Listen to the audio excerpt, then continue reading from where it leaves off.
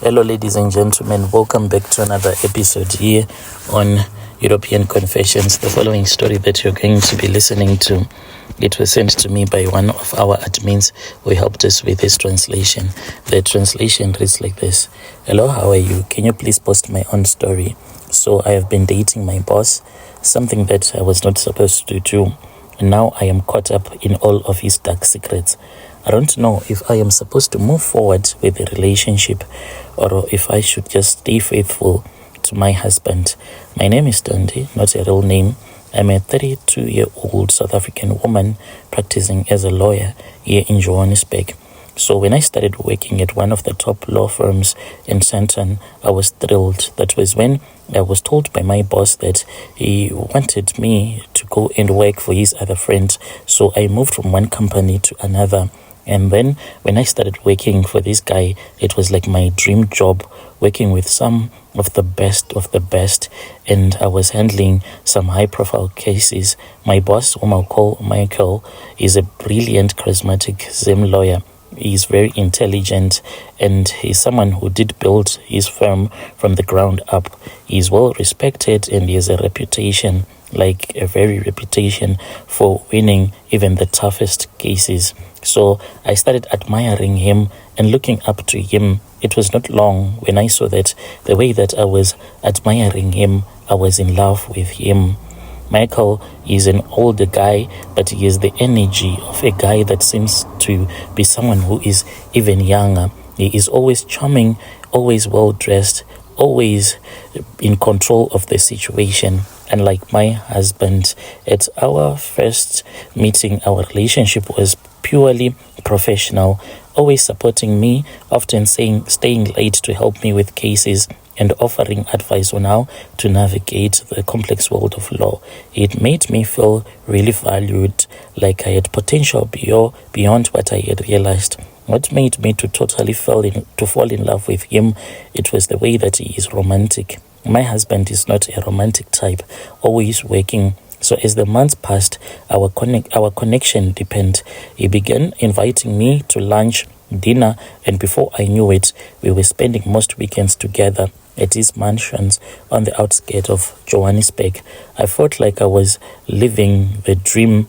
Here I was, a young lawyer with a very successful career, and a man who has been telling me that I should divorce my husband. But as the saying goes, if something seems to be too good to be true, it probably is not. Little did I know that Michael is hiding a darkness that is going to pull me into the world that I was unprepared for. Michael's mansion, it is unlike any place that I had ever seen before. It is very massive with beautiful gardens, an expensive pool, and rooms that are always filled with beautiful artwork. He loves art, the guy. As stunning as it is, there is something about it, like you feel like you are walking into hell, like a haunted mansion.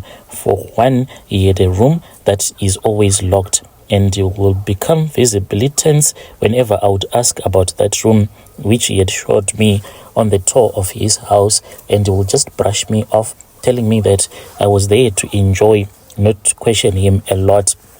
Always speaking with me in Shona when he is angry, and he said that he does not want anyone to go in there. Then there are other strange things too around the house.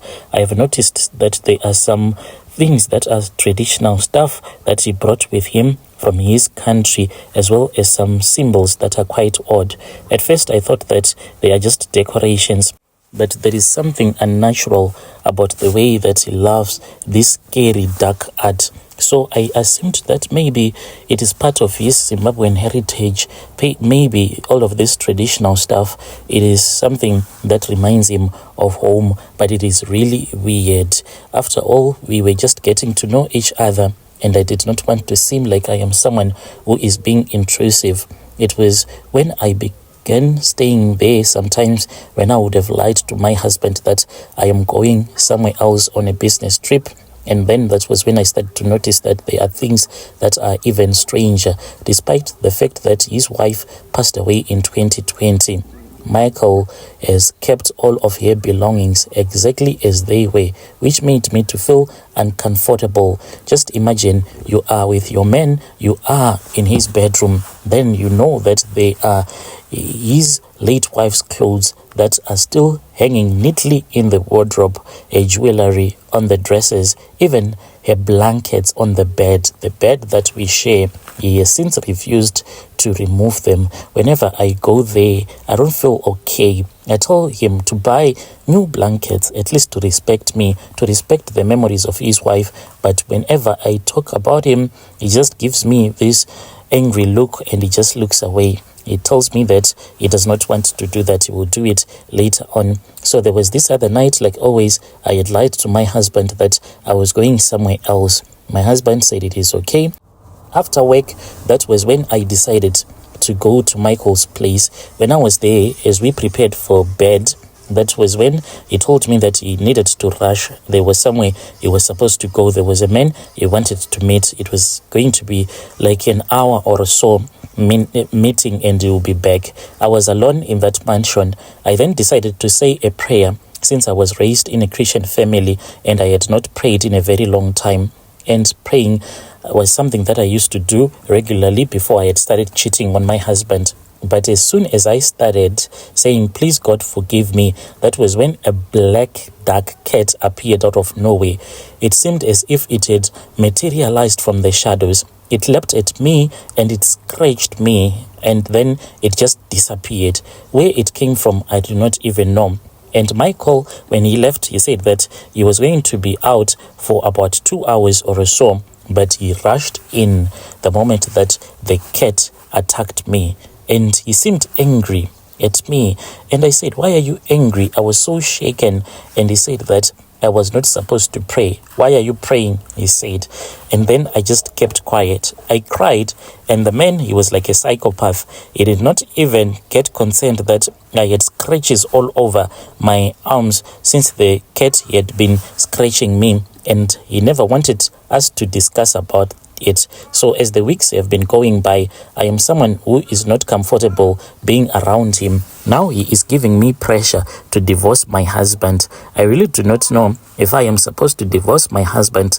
I have since told my cousin sister about this relationship and she has told me that it is okay that I move in with him. As for my husband, he is someone who is not liked by my family since he is an heavy drinker and alcoholic, so they do not like him. But there are things that I have not told my cousin sister about Michael, the one that she loves a lot. There are things that I saw him doing last month when I was with him. That was when he said that he wanted us to go somewhere.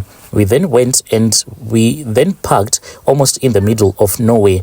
And he then said that we were waiting for this other tow truck. A tow truck came and I saw that it was a car that was accident damaged. I asked him what the car was doing and why were we in the middle of nowhere. He told me that this car once belonged to his wife. After the wife had passed away, he had an accident with that car, so he just wanted to destroy the car. He burned the car whilst we were in that forest. It does not make sense, does it, to destroy the car that once belonged to your wife before she had died? As for the wife, I have since gotten information that she died in Zim and she was mentally ill. So right now, I do not know exactly what I'm supposed to do. My family, they seem to be supportive of my move because I have been in sort of like an soft abusive relationship with my husband because of his alcohol abuse. Most of the weekends, he is not at home. And my family, them being Christians, they do not like my husband, but they don't know that the Michael that they like, he is someone whom I suspect to be involved in some rituals. Dear listeners, right, there was a message that was sent to me by one of our admin who helped us with this translation. Strange things indeed they do happen in this world.